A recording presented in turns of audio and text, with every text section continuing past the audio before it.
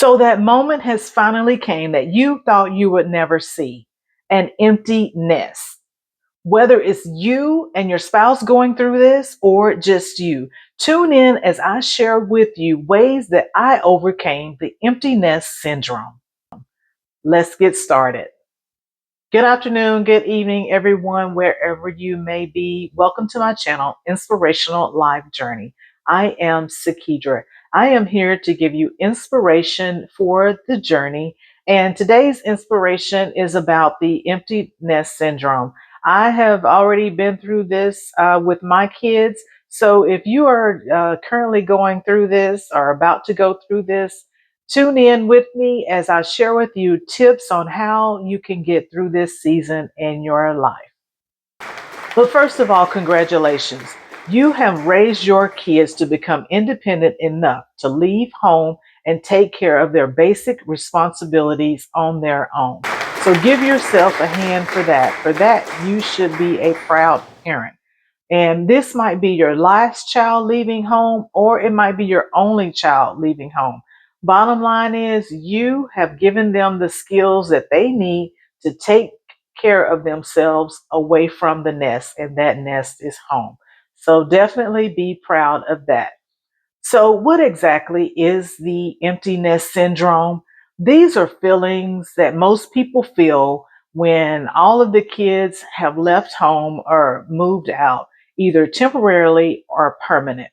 And this is when your kids are graduating high school, going off to college, or they're finished college and now they're moving out on their own to start their own life.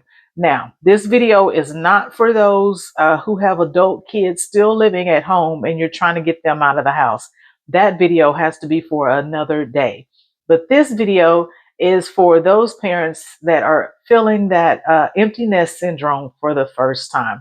So let's get started as I share with you how you can get through this. Tip number one, the feelings that you're feeling is totally normal. Just think back when you were getting ready to leave your home, how your parents must have felt. So just when you think back on, that time in your life, how your parents probably feeling the same way, and that you did get through that season in your life and your parents got through that season in your life, so that you need to trust that your kids will get through this season in their life as well.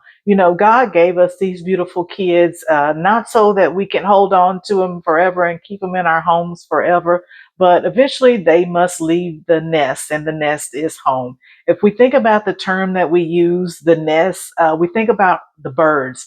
Birds, they kick their babies out of the nest between 10 to 40 days. So we have our kids for 18 years. So we have to believe that in that 18 years that we have given them the necessary skills that they need to get out into this life to take care of themselves and to become the person that God created them to be. So tip number one, just know what you're feeling is normal, and you will get through this because your parents got through it with you.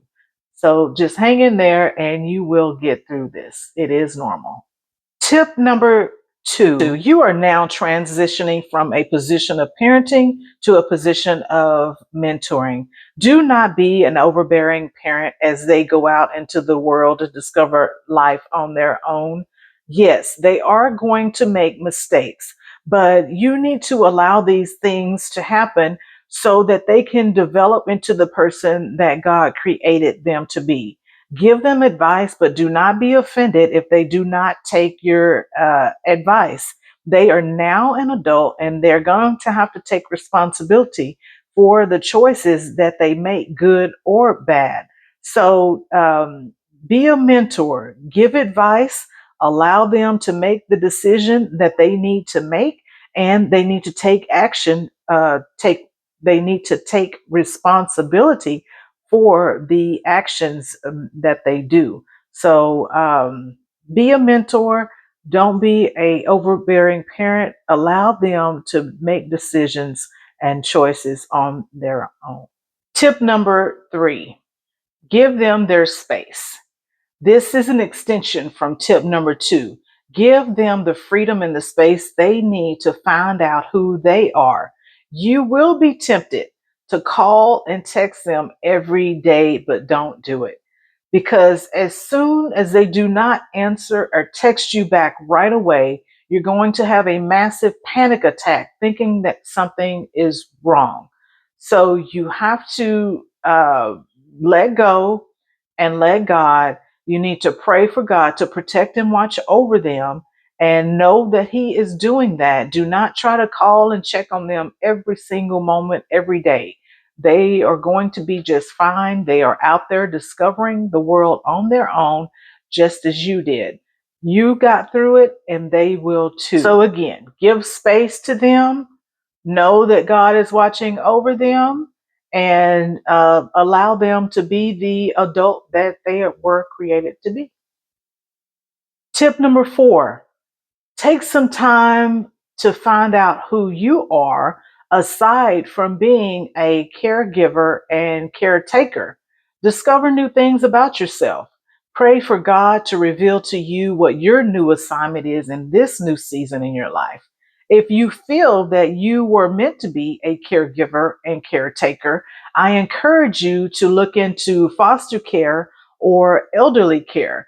This might be a new chapter in your life as well. You might not be taking care of your own kids, but maybe taking care of some kids that don't have a parent like you to take care of them. So maybe look into foster care or elderly care as your new role in this season.